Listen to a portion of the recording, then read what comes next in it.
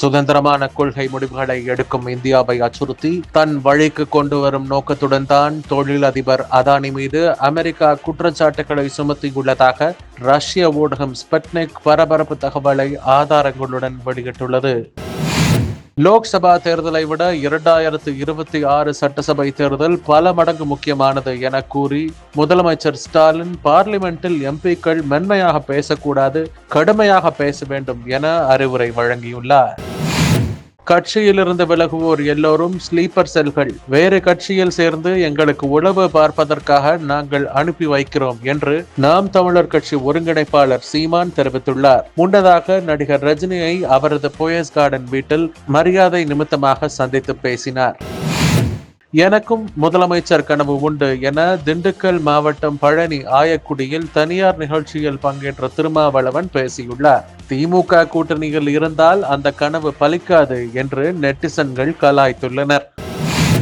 உத்தரப்பிரதேசத்தில் போலீஸ் வேலைக்கு ஒரே கிராமத்தை சேர்ந்த 26 இளைஞர்கள் அடுத்த சுற்றுக்கு தேர்வாகியுள்ள சம்பவம் ஆச்சரியத்தை ஏற்படுத்தியுள்ளது. மகாராஷ்டிராவில் ஓட்டுக்கு பணம் கொடுத்த புகார் தொடர்பான விவகாரம் தொடர்பாக தன் மீது தவறான குற்றங்களை சாட்டியதற்காக நாடாளுமன்ற எதிர்க்கட்சி தலைவர் ராகுல் மன்னிப்பு கேட்க வேண்டும் அல்லது வழக்கை சந்திக்க வேண்டும் என பாரதிய ஜனதா பொதுச் செயலாளர் வினோத் தாவ்டே வக்கீல் நோட்டீஸ் அனுப்பியுள்ளார்.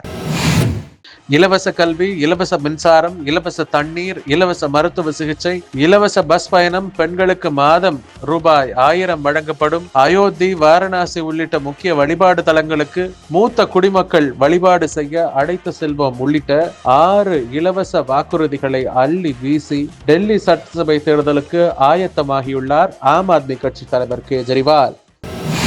ஒடிசாவில் இருந்து சத்தீஸ்கருக்குள் மாவோயிஸ்டுகள் நுழைவதாக உளவுத்துறையின் மூலம் தகவல் கிடைத்துள்ளது. அதன் பேரில் கொண்டா பகுதியில் அவர்களை சுற்றி வளைத்த பாதுகாப்பு படையினர் துப்பாக்கிச் சூடு நடத்தினர். பதிலுக்கு மாவோயிஸ்டுகளும் தாக்குதல் நடத்தினர். இதில் மாவோயிஸ்டுகள் 10 பேர் சுட்டுக் கொல்லப்பட்டனர்.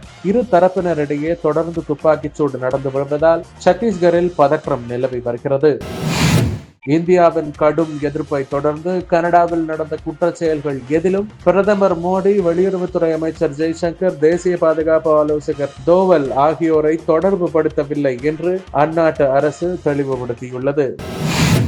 அதானி மீதான முறைகேடு புகார் குறித்து அமெரிக்க வெள்ளை மாளிகையின் செய்தி தொடர்பாளர் கரின் ஜீன் விளக்கம் அளித்துள்ளார். அவர் கூறும்போது, அதானி மற்றும் அவரது நிறுவனத்தின் மீதான வழக்கு விவகாரம் குறித்து அதிபர் ஜோ பைடன் தலைமையிலான அரசுக்கு தெரியும். அதானி குழுமத்திற்கு எதிரான குற்றச்சாட்டுகள் குறித்து பாதுகாப்பு மற்றும் பரிமாற்ற ஆணையத்திற்கும் நீதித்துறைக்கும் பரிந்துரை செய்ய வேண்டும்.